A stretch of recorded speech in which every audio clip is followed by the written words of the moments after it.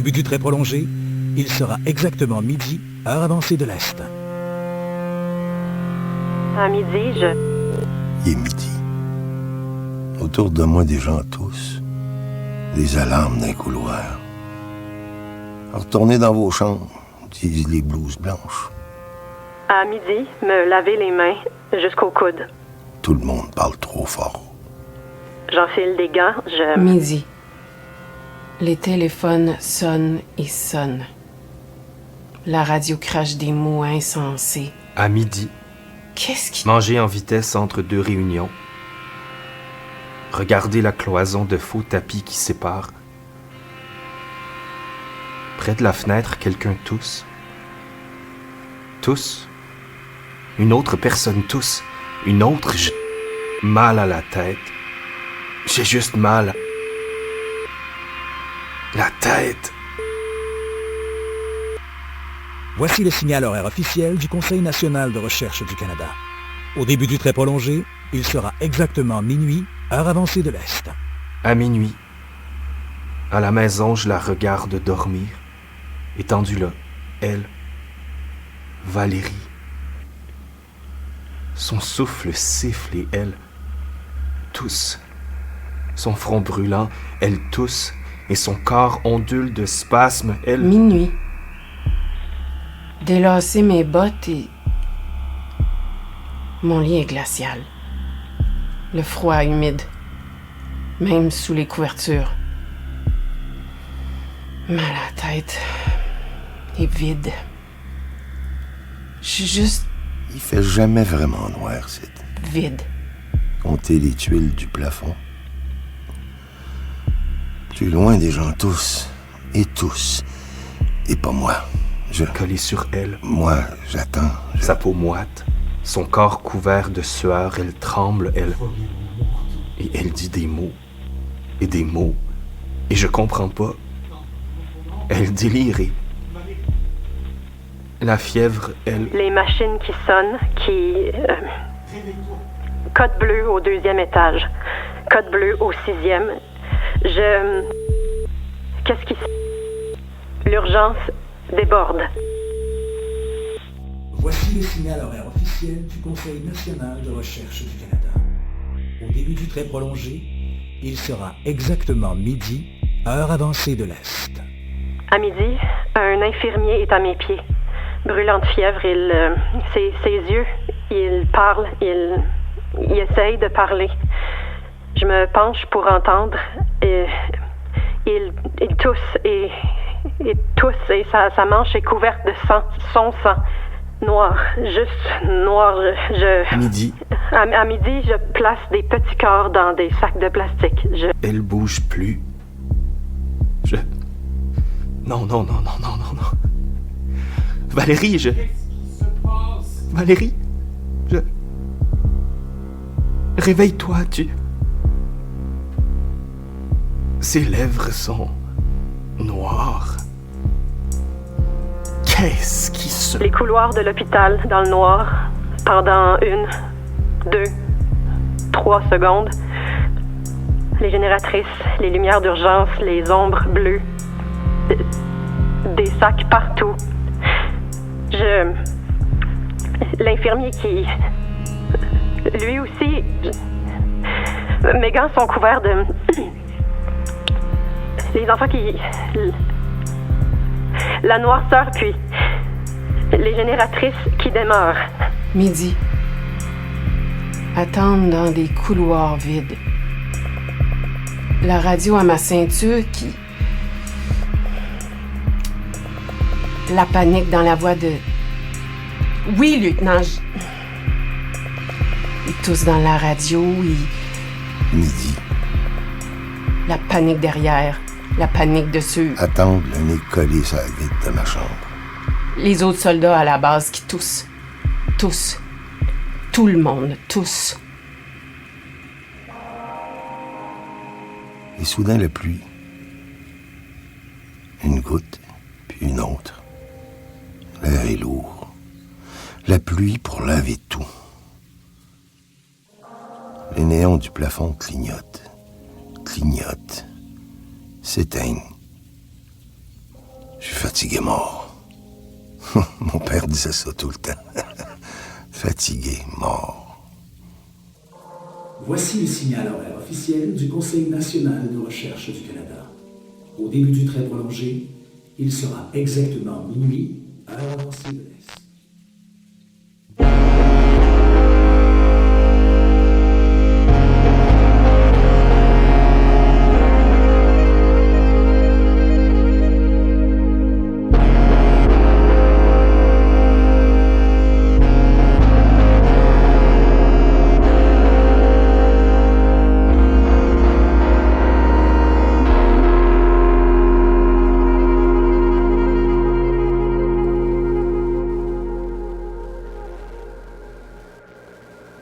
Allô?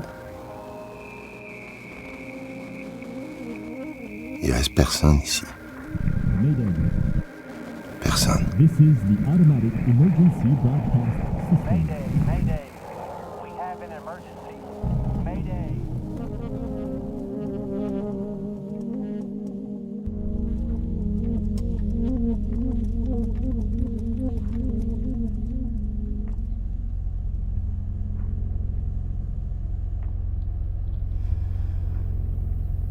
D'abord, il y a la panique. Le sang noir sur les lèvres. Pas rouge, pas normal. Du sang noir. La toux, les spasmes. Le sang noir qui s'écoule des narines, de la bouche. Les yeux vitreux, les étourdissements, les pleurs, les cris, les larmes. Les supplications. Partout. Tout le monde est mort. C'est ce que j'ai entendu dire. Tout le monde est mort ici. Valérie est... Je l'ai laissé là, couché dans notre lit. Parce que je savais pas quoi faire. Je pouvais pas. Son sang noir. Je mets mon visage sur le sien, je respire sa maladie. Je vais être malade moi aussi. Valérie est morte. Et pas moi. Les enfants dans leur lit, les enfants par terre, leurs parents dans la salle d'attente, mes collègues de travail par terre. Tous, les lèvres, le sang noir. Tout le monde est mort. Sauf moi. Les nouvelles, Les nouvelles, la radio. la radio. Ils disent que... Ils disent... Ils disent...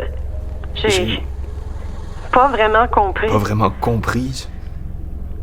Il y a elle qui essaie de m'arracher mon masque, de le mettre sur son visage pendant qu'il est encore attaché derrière ma tête. Il y a lui qui me regarde, me tend les bras. Il y a l'autre, là, écrasé sur le corps d'un homme âgé. Froid déjà. Il y a eux, leur sang noir, leur corps emmêlé, et une vieille femme qui les regarde mourir.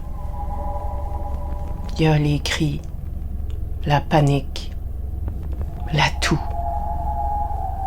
Ils tombent comme des mouches. Il n'y a plus rien à faire maintenant. Il y a nous.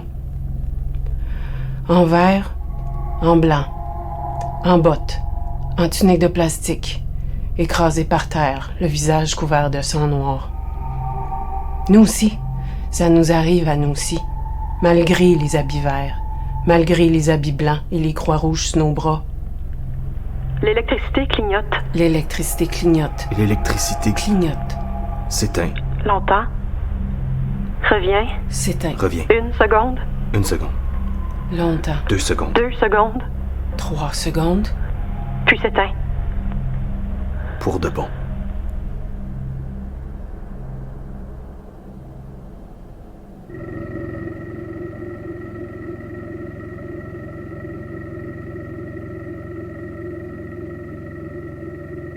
Mon cellulaire sonne, juste un coup. C'est sa voix à lui. Mon père. Sa voix métallique, le téléphone comme écho. Des sifflements. J'entends rien. J'entends rien. Je crie. Pa? Pa? J'essaye d'appeler n'importe qui. Aucune réponse. Ça sonne un coup. Ça coupe. Ça sonne et sonne. Puis la ligne coupe. Puis la ligne coupe. Pas de tonalité. Ouvrir et fermer l'interrupteur de la cuisine. Rien. La noirceur dans toute la maison. La pluie sur les fenêtres. Dehors, un chien tourne en rond dans une cour clôturée en pleurant. Personne pour lui ouvrir. Il me voit le regarder. Il jappe dans ma direction. Puis il se recroqueville sous un arbuste, la tête sur les pattes. La pluie qui tombe de plus en plus fort. Il fait froid. Un froid humide. Dans les os.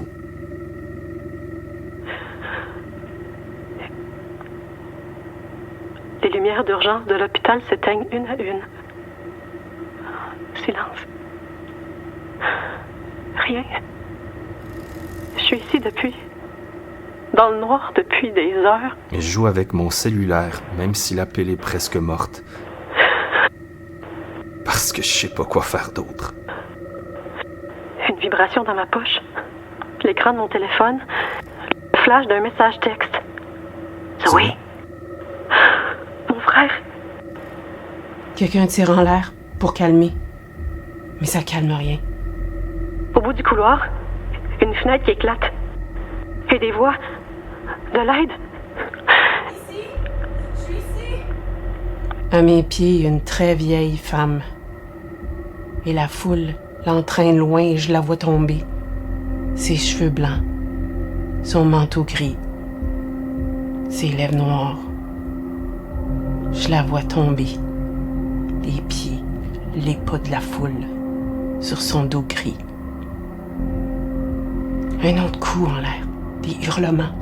Un autre coup de feu. Moi? C'est pas... Non. Non, c'est pas moi qui ai tiré. Qui résonne entre les murs. J'entends des voix. Des gens qui s'approchent. Puis... du verre qui se fracasse. Des rires et des cris. Et je comprends. Ils sont pas ici pour aider. Je panique. Je cours. Mes bottes sur l'asphalte, je cours. Je cours. Dans l'autre direction. Les escaliers jusqu'à mon bureau. 2 marches à la fois.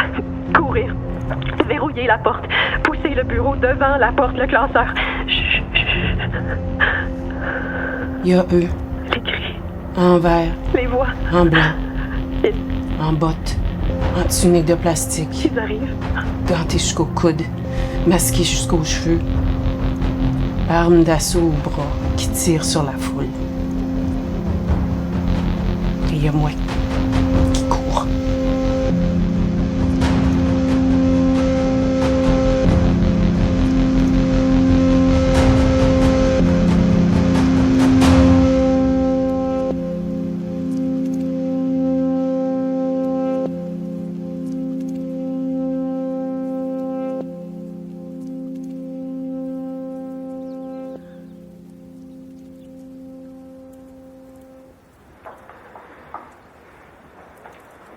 C'est le lendemain et le soleil se lève. Quand même. Par la fenêtre de mon bureau, je vois la lumière entre les nuages. Des flaques d'eau stagnent dans le stationnement. Les feuilles des arbres laissent tomber les dernières gouttes. Je monte sur le bureau, colle mon oreille contre la porte. J'écoute. Rien. Le silence de l'autre côté. Pas prendre de chance. Ouvrir la fenêtre, me glisser par l'ouverture, me laisser tomber sur le gravier qui recouvre le toit secondaire, la paume de ma main qui saigne. Rouge. Me relever, courir d'une cheminée de ventilation à l'autre, jusqu'à une échelle d'incendie. Je regarde en bas, dans le stationnement. Personne. La tête me tourne. Le sol est tellement loin. Partir d'ici. Je descends quelques degrés de l'échelle. Je les entends avant de les voir sous mes pieds. Ils sont là, en bas. Et ils m'ont vu. J'essaye de remonter, de retourner à la fenêtre, de retourner m'enfermer dans mon bureau, mais ils sont plus rapides. Et ils montent. Ma grippe, les jambes me tirent vers le bas. Mes bras qui essayent de remonter, sans succès. Et en bas, sur l'asphalte du stationnement, ils m'encerclent. Leurs yeux qui... Je leur tends mon trousseau de clés. C'est au deuxième que je leur dis. Au deuxième. La grosse clé pour entrer. La petite clé pour la porte intérieure. 83773, c'est mon code d'accès si le panneau fonctionne encore. Prenez tout ce que vous voulez puis laissez-moi partir. Prenez tout ce que vous voulez puis vous me reverrez plus. Un homme, le visage sale, les yeux absents, empoche le trousseau de clés, les lance à un autre qui entre dans l'hôpital en courant. L'homme au visage sale me regarde. Longtemps. S'approche. Trop. Et tout bascule.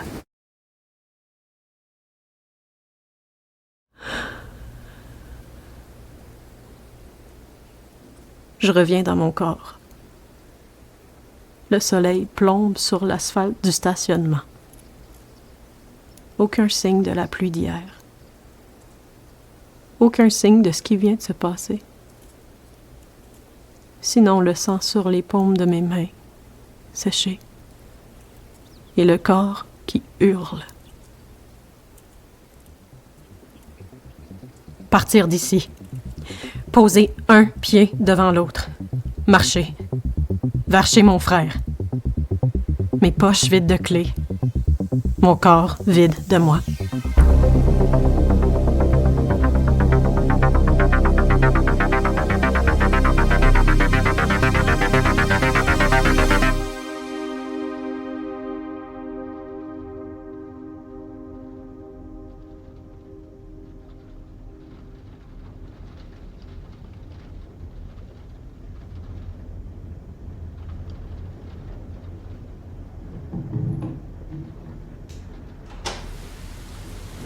Zoé? Zoé? Qu'est-ce que tu... Eric. Assis-toi. T'arrives d'où? De l'hôpital? Qu'est-ce qui se... Valérie est avec toi? Vous allez bien?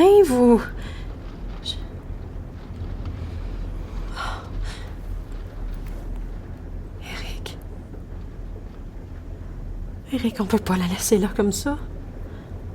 Elle peut pas rester dans la maison.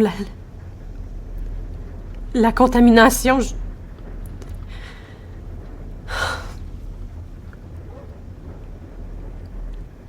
J'ai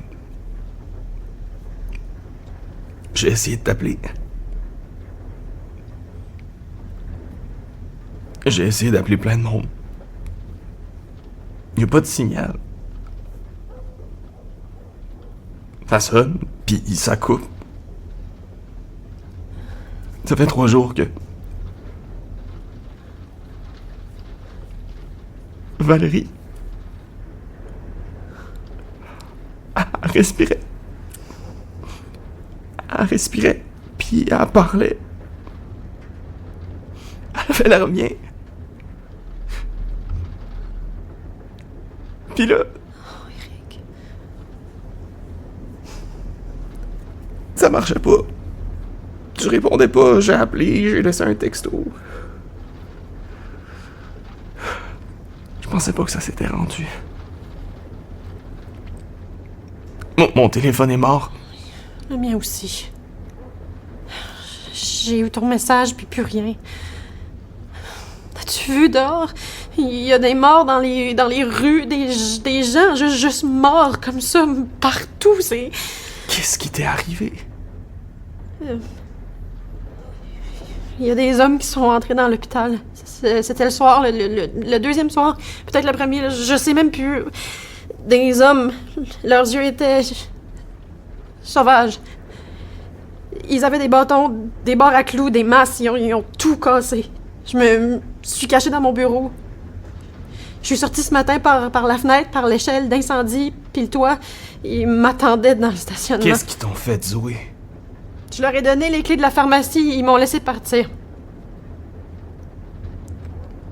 Ils m'ont laissé partir.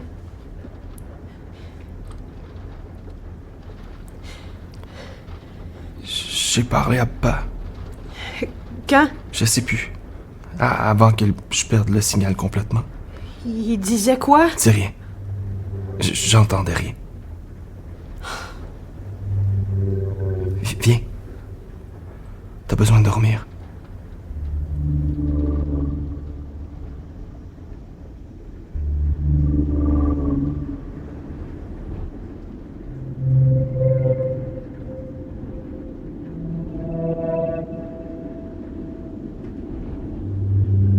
Une première nuit, une journée, une autre nuit, tous les jours qui se fondent un dans l'autre. On dort, on se parle pas, on se regarde même pas. On se terre chez Eric. On attend. On attend quoi? Dans le miroir de la salle de bain, Il fait noir partout dans la maison. je me regarde, puis je me vois pas. On laisse les rideaux fermés. Je garde une chandelle allumée dans la chambre. Je m'étends à côté de Valérie. C'est un rêve, Val. Juste un mauvais rêve. Ouvre les yeux. S'il te plaît. J'approche la flamme tout près de son visage. Ses lèvres sont couvertes de croûtes de sang noir. Je les touche du bout des doigts. Je dors sur le plancher de la salle de bain. Les jours passent. C'est la seule pièce, pas de fenêtre. La seule pièce où je suis capable de dormir. Quand je croise Eric, j'arrive pas à le regarder dans les yeux.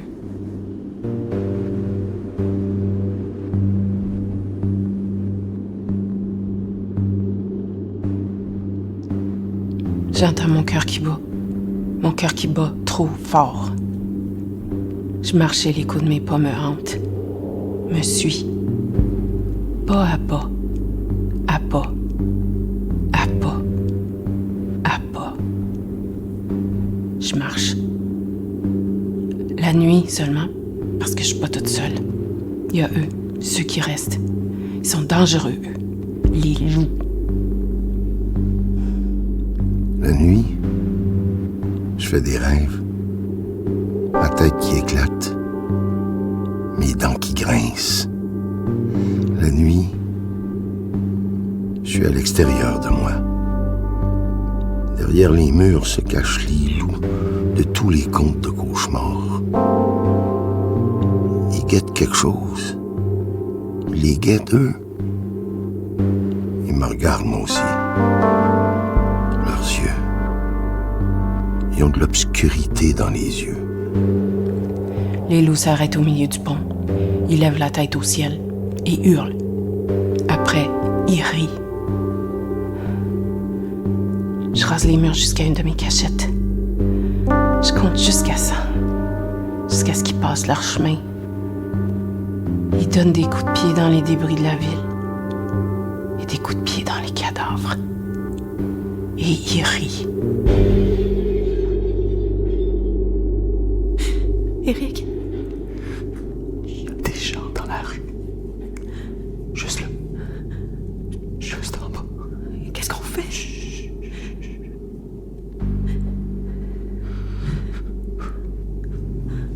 Ils s'en vont. On peut plus rester ici. Ils vont revenir. C'est trop dangereux. Portland.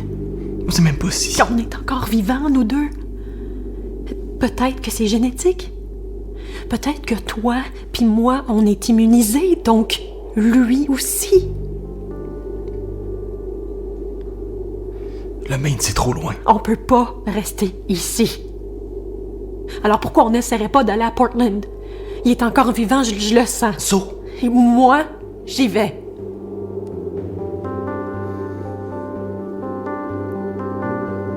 Je veux quand même pas te laisser y aller toute seule. J'ai encore de l'essence dans l'auto. Mais on part demain seulement.